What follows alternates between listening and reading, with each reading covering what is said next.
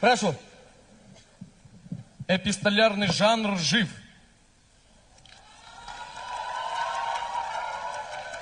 Смелое заявление. Послушаем мнение оппонентов.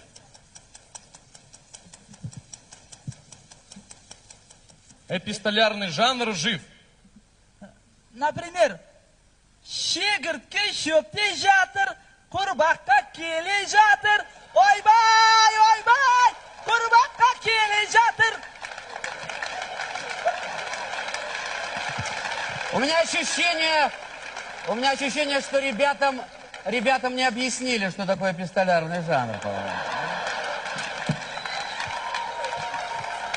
Еще раз. Эпистолярный жанр жив.